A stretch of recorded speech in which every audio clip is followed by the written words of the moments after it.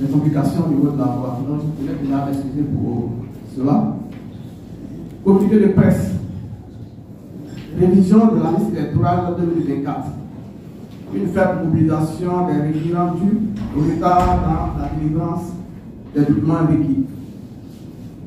Abidjan, Côte d'Ivoire, le 28 novembre 2024, le consortium des organisations de la société civile pour les élections en Côte d'Ivoire présente ses conclusions dans son observation du processus de révision de la liste électorale qui s'est déroulé du 19 octobre au 17 novembre 2024.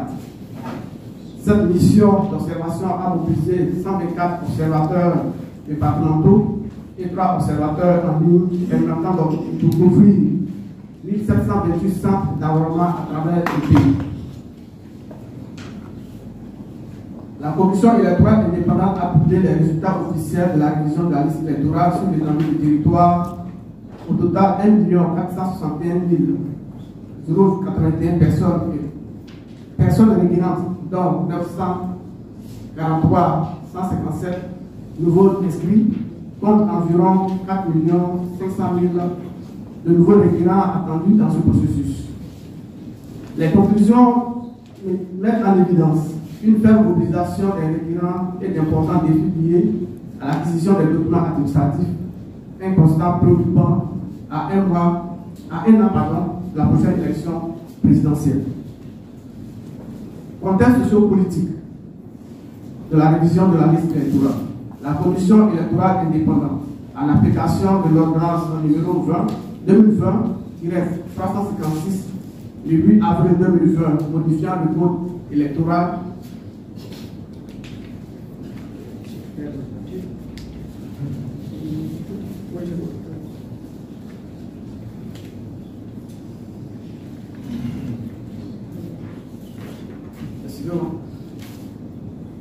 La commission électorale indépendante, en application de l'ordonnance numéro 20-356 du 8 avril 2020, modifiant le code électoral et prévoyant à son article 6 une mise à jour annuelle de la liste électorale pour refléter les mutations démographiques, a conduit cette révision de la liste électorale pour l'actualisation annuelle prévue à l'article 6 du code électoral. Le décret numéro 2024-792 du 5 septembre 2024 a, à son article 10, fixé la tenue de ce processus du 19 octobre au 10 novembre 2024. Cette opération s'inscrit dans un contexte politiquement relativement calme et prépare le terrain à l'élection présidentielle de 2025. Les fractures héritées des violences post-électorales de 2020 et la division au sein des partis politiques continuent de peser sur la scène politique redessinée par l'émergence de nouvelles formations politiques comme le PPACI, le MGC et le COGEC. Par ailleurs, la commission électorale indépendante, déjà en proie à une crise de confiance, doit gérer les répercussions des alliances et changements entre les partis politiques et répondre aux attentes d'un processus transparent. Les nouvelles réformes telles que l'article 185 nouveau du Code électoral et le retrait de l'acceptation de la Cour africaine des droits de l'homme et des peuples suscitent des interrogations sur les libertés fondamentales.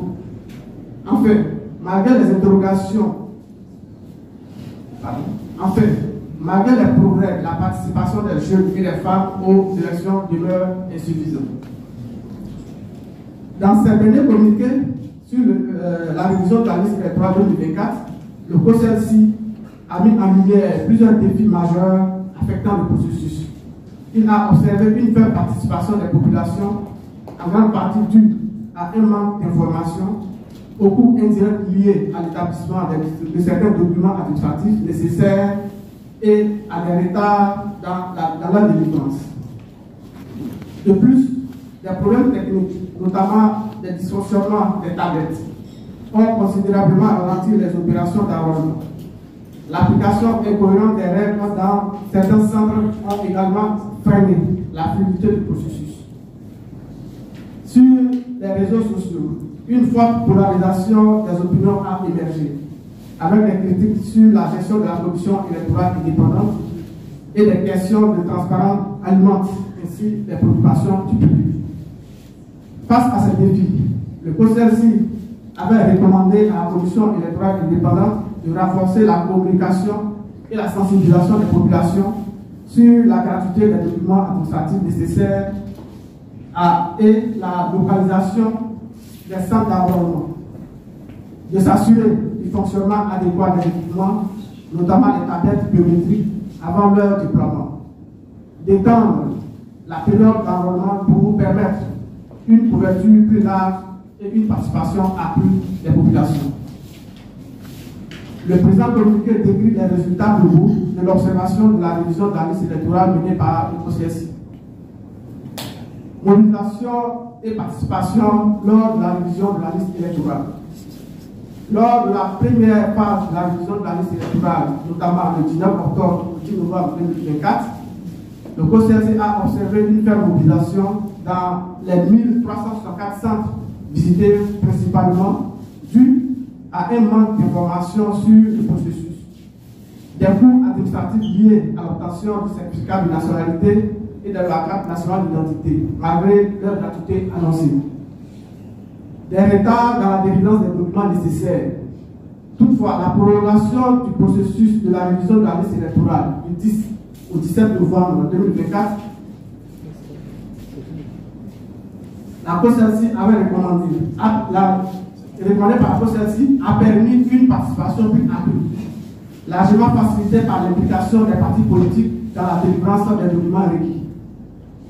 Néanmoins, le non-déploiement des autorités judiciaires pour organiser les audiences foraines a constitué un frein majeur, et en particulier dans les zones rurales. Dysfonctionnement logistique et incidents critiques. Le COSERCI a recensé 211 incidents critiques, notamment dus à des retards d'ouverture des centres d'enrôlement après 9 heures, notamment dans 63 centres, des délocalisations de centres d'enrôlement sans information préalable, des dysfonctionnements techniques dans 31 centres, en particulier au niveau des tablettes biométriques, des difficultés d'accessibilité pour les personnes en mobilité réduite dans au moins 56 centres. L'enregistrement des électeurs sans documents requis. Ces problèmes révèlent un manque de coordination et de formation des opérateurs sur le terrain, perturbant ainsi le bon déroulement des opérations. En ce qui concerne la radiation des personnes décédées sur la liste électorale, la radiation des personnes décédées reste largement insuffisante. Seuls 22 cas de présentation de documents pour radiation ont été observés dans les 1738 centres observés. Un indicateur d'une communication insuffisante ou d'une méconnaissance des procédures de radiation par les populations. Aussi, le COSERCI n'a pas observé sur le terrain la présence de la firme qui devrait travailler à la radiation des personnes décédées. Cette entreprise n'a pas été officiellement présentée aux parties prenantes, encore moins son mode opératoire.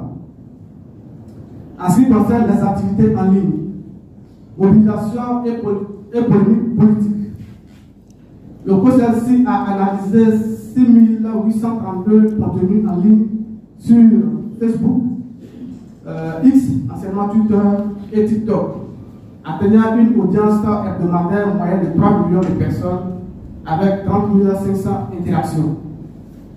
L'analyse révèle une polarisation marquée de débat, des accusations de fraude, notamment d'inscription de non-nationaux, des convoyages d'électeurs, la polarisation accrue autour de la réinscription de l'ancien président Laurent Gbagbo, des discours identitaires et des manipulations de contenu qui ont exacerbé les divisions.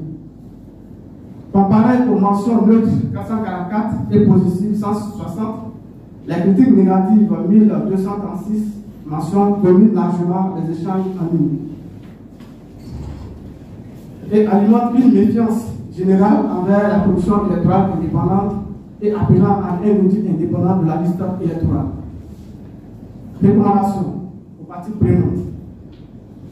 À la lumière de ces observations, le COSERCI formule les recommandations suivantes aux différentes parties prenantes. À la commission électorale indépendante, renforcer la formation des agents déployés dans les centres d'enrôlement, notamment sur les procédures administratives et les règles d'accès pour les observateurs. Améliorer la communication auprès des populations sur les lieux d'enrôlement afin de permettre aux requérants d'y accéder aisément et particulièrement les cas de localisation. Améliorer la communication auprès des populations sur la procédure de radiation des personnes décédées de la liste électorale pour encourager à le faire. Faire une communication sur les missions de la firme dédiée à la question de la radiation des personnes décédées sur la liste électorale. Assurer une meilleure supervision des centres afin de réduire les retards d'ouverture, les absences d'agents et les problèmes techniques tels que les pannes des tablettes. Renforcer la collaboration entre les organisations de la société civile pour optimiser la transparence et l'efficacité des opérations d'enrôlement. Prévoir des mécanismes de suivi et de traitement rapide des incidents critiques signalés sur le terrain. Collaborer avec l'ONISI pour compléter les mentions manquantes des personnes inscrites sur la liste électorale. En ce qui concerne le ministère de la Justice et des droits de l'homme, décentraliser et optimiser les services de délivrance des documents administratifs tels que les certificats de nationalité pour faciliter l'accès aux citoyens. Organiser des audiences foraines avant et pendant les périodes électorales afin d'accélérer le traitement des documents nécessaires pour l'enrôlement. À l'Office national de l'état civil et de l'identification, accélérer la délivrance des documents administratifs, notamment les pièces d'identité nécessaires à l'inscription.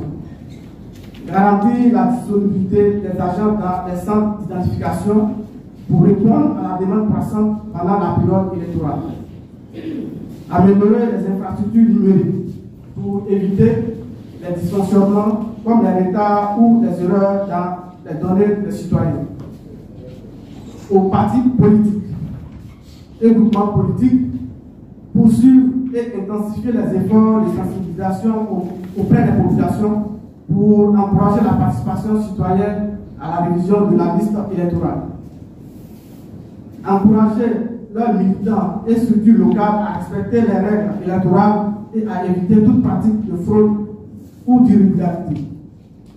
Collaborer activement avec la commission électorale indépendante et les organisations de la société civile pour promouvoir un processus électoral inclusif et pacifique. S'abstenir de tout discours ou action pouvant exacerber les tensions politiques ou ethniques. Aux organisations de la société civile, renforcer les campagnes de sensibilisation sur l'importance de l'enrôlement et les procédures électorales en ciblant particulièrement les jeunes et les femmes. Augmenter la présence d'observateurs sur le terrain pour une meilleure couverture des centres d'enrôlement et une remontée rapide des incidents. Collaborer avec la commission électorale indépendante et les autorités locales pour identifier et par conséquent que soient résolus les défis logistiques et administratifs. Mener des actions de plaidoyer pour la prise en compte des recommandations issues des observations du terrain, notamment pour améliorer la transparence et l'inclusivité des processus électoraux en Côte d'Ivoire. Le COSELCI, avec le soutien de ses partenaires techniques et financiers, poursuivra son travail de veille citoyenne et d'observation du processus électoral en Côte d'Ivoire afin de consolider les acquis démocratiques et améliorer les mécanismes électoraux. Dès janvier 2025, le consortium lancera un programme d'observation à long terme, couvrant l'ensemble du territoire national en préparation des élections présidentielles d'octobre 2025.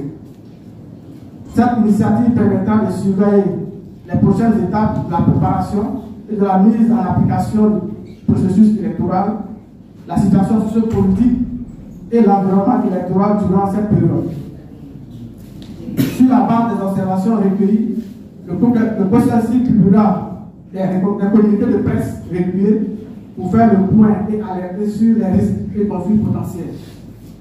Par ailleurs, dès la publication de la liste électorale provisoire issue de la RRE 2024, le COSELCI procédera à son analyse informatisée dans le cadre d'un processus participatif afin de vérifier la fiabilité du fichier électoral et du processus dans son ensemble.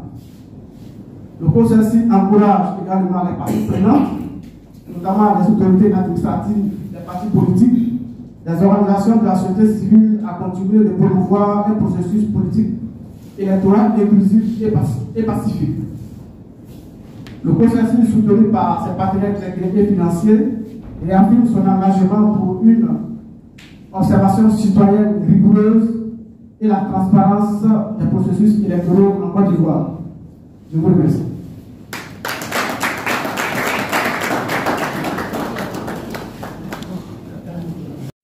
De l'article 185 nouveau du code électoral.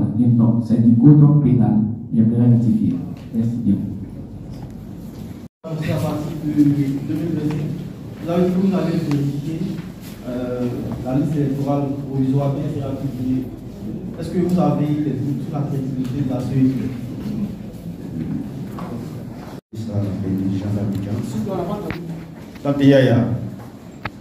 Journaliste à l'intelligence d'Abidjan et afriquepresse.fr. Vous avez parlé de 211 incidents. Est-ce qu'on peut connaître la nature de ces incidents? Bien compris, chargé de la radiation, je n'ai pas bien compris cette partie-là. Voilà, la question de la radiation, vous pouvez expliquer un peu. Merci. Vous avez observé le processus électoral, précisément RLE 2024. Mais la préoccupation qui demeure, c'est l'application de la loi par la CEI de faire cette révision annuellement. L'article n'a pas encore été enlevé, l'article est encore dans la loi, mais dans vos différentes observations, vous n'en faites pas cas. Moi, j'ai déjà posé cette question, mais bon, je constate que chaque fois qu'on vient connecter, est-ce que cela ne fait pas partie de vos prérogatives au niveau de l'observation du processus électoral, de la CEI n'applique pas la loi pour faire l'enrôlement chaque année?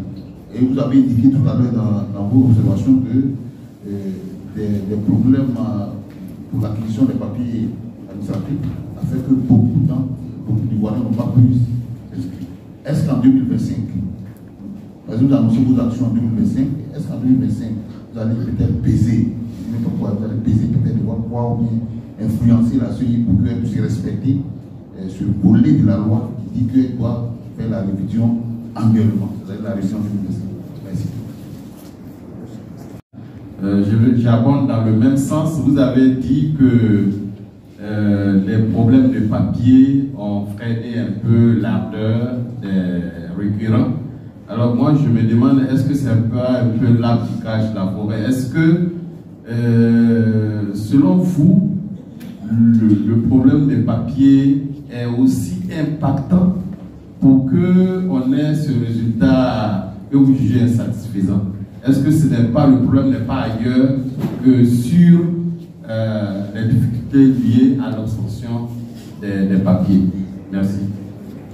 Nous, en tant qu'acteurs de la société civile, nous avons observé la révision de la liste électorale. Et dans notre approche, nous devons aussi accompagner la commission électorale indépendante pour qu'elle puisse faire en sorte que la liste électorale définitive soit une liste électorale qui est dépouillée de toutes les irrégularités. Vous êtes sans ignorer qu'en 2020 ou même en 2023, il y a eu plusieurs attaques contre la commission électorale indépendante disant que la liste électorale provisoire et même définitive n'était pas une liste électorale crédible. Nous, depuis un certain nombre d'années, en tant qu'acteurs de la société civile, lorsque nous faisons la révision de la liste électorale, nous observons la révision de la liste électorale. Après cette révision, nous faisons une analyse de la liste électorale. Et cette analyse nous permet effectivement d'accompagner et de faire des recommandations à la commission électorale indépendante afin d'améliorer la liste électorale pour qu'on ait une liste électorale définitive, dépouillée de certains éléments, de certaines irrégularités qu'on a pu constater dans la liste électorale. C'est ce que nous faisons, ce n'est pas une question de confiance. Si c'était une question de confiance, certainement que nous, on n'avait pas observé la liste électorale. Tout ce que nous faisons, c'est d'améliorer. Nous sommes tous dans le processus démocratique, d'aider la commission électorale de France à faire en sorte qu'on ait un processus électoral crédible et sans ambiguïté. Donc, nous travaillons dans ce sens-là et je pense que nous comptons aussi sur vous lorsque nous allons faire l'analyse de la liste électorale pour que vous puissiez vulgariser les données issues de cette analyse et puis nous l'accompagnons aussi parce que nous prenons cette analyse et nous faisons aussi le plaidoyer, comme j'ai dit tantôt, auprès de la commission électorale pour corriger certaines choses dans la liste électorale que nous avons, la liste électorale provisoire pour qu'on ait une liste électorale définitive bien propre. Concernant la deuxième question, oui, on a marqué des incidents. Au titre des incidents, par exemple, on a parlé du fonctionnement des navettes, qui à un certain moment ont arrêté de fonctionner. Ça, ce sont les incidents que nous avons constatés. Au titre des incidents, des retards d'ouverture des centres, par exemple, que nous avons constatés sur le terrain, ce sont aussi des incidents pour nous parce que la commission de droit dans un rôle opératoire, je pense que les centres, si je ne me trompe pas, devaient ouvrir à 8 heures. Mais dans certains centres qui ont ouvert par exemple à 9 heures, et d'autres dans la journée pas du tout ouvert.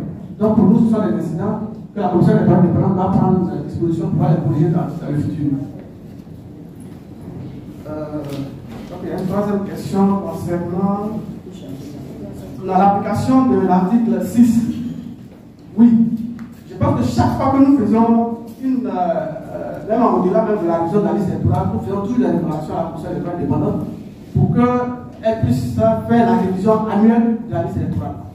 Et le rapport, certainement que dans le communiqué, on n'a pas mentionné, mais dans le rapport que nous allons publier auprès de la commission électorale indépendante, je crois que cette recommandation va y figurer. Et toujours nous faisons des recommandations et nous faisons des plaidoyers auprès de la commission électorale indépendante pour le respect de l'article 6. Parce que ça fait partie du code électoral. On demande que la révision soit faite de manière annuelle. Donc pour nous, la commission doit se conformer à l'article 6 pour le faire annuellement. Voilà. Oui, il y a le monsieur qui parlait de la radiation. Effectivement, nous, on a appris le jour de lancement de le lancement officiel de la RLE avec l'intervention de la société civile. Le président de la commission électorale indépendante avait parlé d'une firme, d'une société qui allait aussi s'occuper de la radiation des personnes sur le fichier. Mais on n'a pas entendu parler depuis ce jour.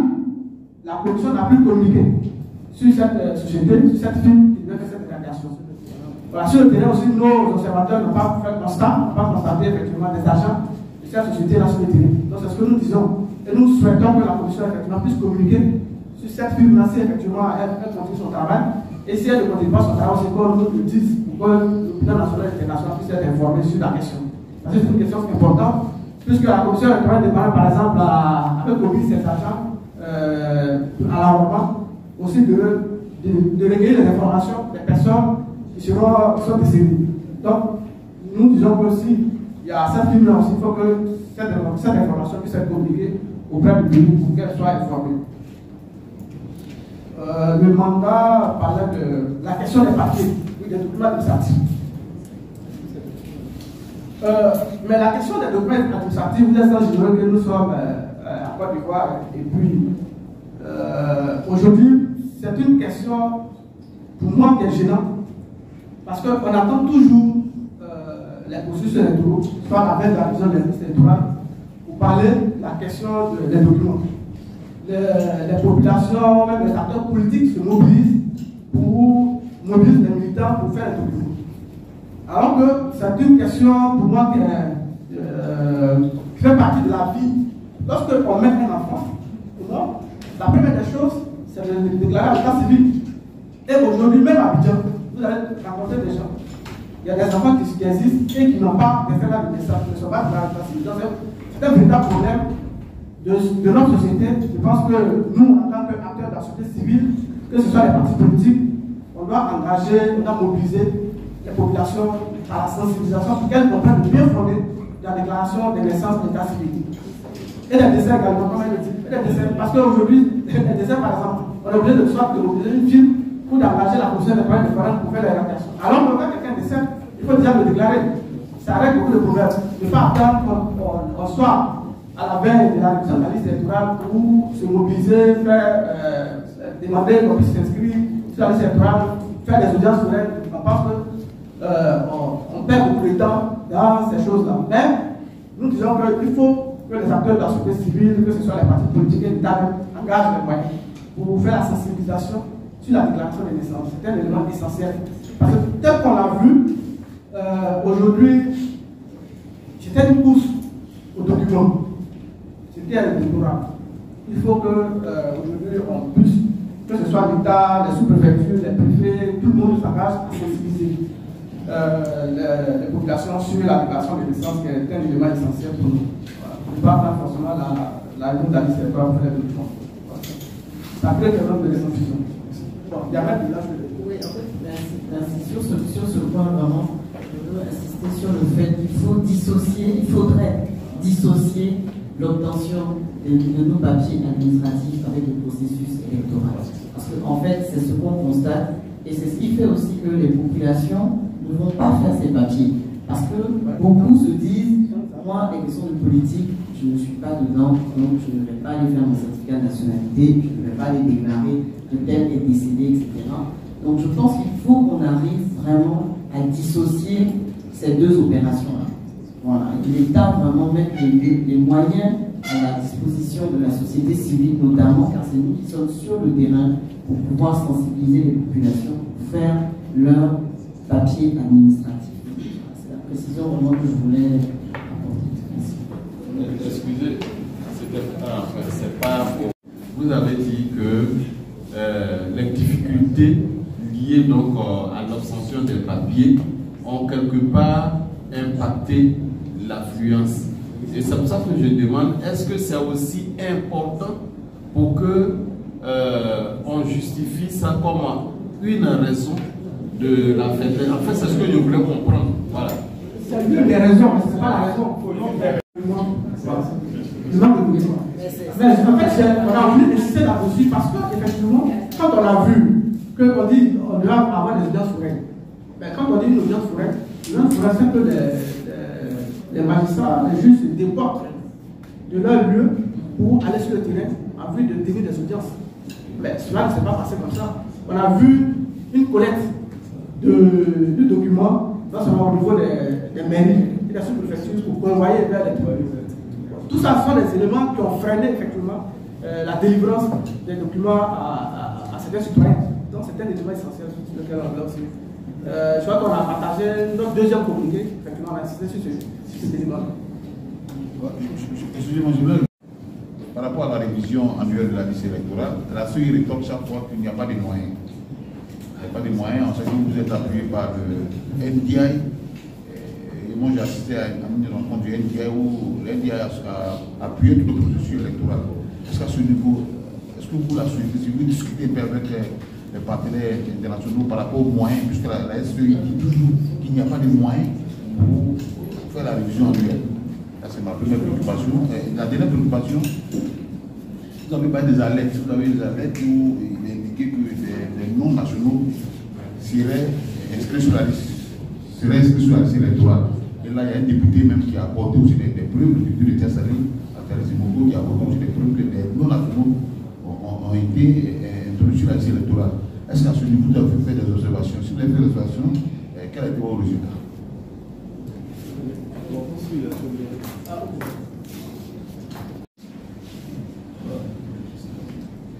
Merci. Concernant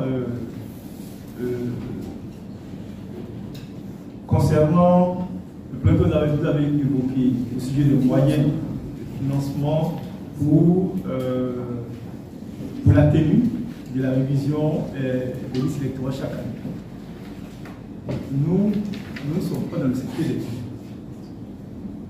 Nous sommes très clairs. C'est que le code électoral prévoit en son article 6 la tenue de la révision des listes électorales chaque année. Il appartient maintenant à l'État de prendre les dispositions, n'est-ce pas, que cela se tienne. Et nous, en tant que société civile, et surtout pour celle-ci, alors nous interpellons les organes qui ont en charge tout ce processus pour qu'ils appliquent tout simplement le code électoral. Donc voilà un peu, nous, la dimension que nous avons dans ce processus. Maintenant, quant aux moyens, ça, on ne peut pas faire des commentaires dessus. Merci. L'article 6, par exemple, chaque fois que nous allons revenir sur la question de l'article 6, je pense qu'à un certain moment, il y aura le changement. Donc, pour dire que notre position, c'est que nous sommes des acteurs de la société civile, des acteurs qui font le plaidoyer. Le plaidoyer pour obtenir le changement. Donc, si nous avons constaté aujourd'hui que nous avons dit qu'il n'y a pas de changement, prochainement, nous revenons sur la question pour dire que cette question est une question d'actualité. Il faut prendre en compte dans le processus de démocratie en Côte d'Ivoire. Donc, la démocratie, ce n'est pas seulement parce qu'on n'a pas parlé d'élection, mais c'est un processus. Ce processus-là, on va au fur et à mesure l'obtenir lorsque nous insistons. C'est un certain nombre d'éléments. Aujourd'hui, avant, il n'y avait pas beaucoup d'organisations, par exemple, qui faisaient l'observation. Mais aujourd'hui, je pense que l'accréditation a accordé à plusieurs organisations de la société civile pour pouvoir observer. Donc, c'est un processus. Et nous devons le faire chaque fois que le processus s'ouvre, chaque fois qu'il y a une révision de la liste électorale, nous devons toujours participer, interpeller, recommander et enfin faire le plaidoyer pour que nos recommandations soient plus en compte par la commission électorale indépendante. Même lorsque vous voyez le code électoral actuel, c'est aussi le fruit des débats et des plaidoyers des organisations de la société civile qui ont abouti effectivement à certains changements au niveau du code électoral. Donc, pour nous, c'est un processus, la démocratie c'est un processus, donc nous continuons toujours à nous battre pour que les changements que nous souhaitons puissent être obtenus. Merci beaucoup. Je pense que Idrissa a tout dit. C'est un processus de longue haleine. Pour ceux qui ont la petite histoire de la Côte d'Ivoire, vous savez que la marche n'a pas été facile pour arriver aujourd'hui là où nous sommes. On arrive à tenir une conférence de presse publique, suivie par les médias, et que les journalistes posent les questions qu'ils peuvent poser. C'est dû au fait qu'il y a beaucoup de choses qui ont été faites antérieurement, qui ont influencé le processus, et progressivement en train de l'améliorer. On est parti du parti unique. Nous, on a la chance qu'on a vécu un peu cette période. C'était pas facile. Il vous suffisait même d'acheter un journal, et puis vous étiez étiqueté, et automatiquement vous avez des problèmes. Vous voyez un peu. On a vu qu'avant, par exemple, la carte du PDCI était plus importante même que la carte nationale d'identité. On n'avait pas besoin même d'une carte d'identité. Voilà, vous avez la carte du PDCI, ça vous ouvre toutes les portes, et même au tribunal. Là, j'ai un peu de prudence. Donc, vous dites que le processus démocratique, c'est un chemin qui est long et difficile, et même tortueux. Parce que pour que la CEI existe, il a fallu, n'est-ce pas, la pression des politiques et de la société civile pour arracher ce travail-là au ministère de l'Intérieur. Mais ça ne s'est pas fait en 1 an, 10 ans. Vous voyez un peu. Voilà, donc c'est un processus. C'est vrai que dans le processus, il y a des imperfections, mais progressivement, quand on avance, on arrive à interpeller sur les insuffisances et essayer de corriger. Vous voyez un peu. Et progressivement, voilà, par la force des choses, n'est-ce pas, on arrive à corriger jusqu'à ce qu'on atteigne ce que nous voulons dans notre société. Voilà. Merci. Merci. Je vais compléter sur ce point aussi pour dire qu'effectivement, c'est un processus, la démocratie, mais c'est un processus dans lequel les populations même doivent s'impliquer. Voilà. Ce n'est pas juste la société civile, les autorités politiques, administratives, qui doivent le faire. Je pense qu'aujourd'hui, le constat que nous faisons aussi, c'est qu'il y a un désintérêt des populations. On ne peut pas faire la démocratie sans les populations. Là aussi, je pense que c'est votre rôle aussi en tant que média d'attirer aussi l'attention des populations pour leur dire qu'il faut participer à ce processus démocratique. Parce qu'on aura beau mettre en place tous les mécanismes, mais si les populations elles-mêmes ne s'intéressent pas à la politique, la démocratie aura du mal à s'installer définitivement.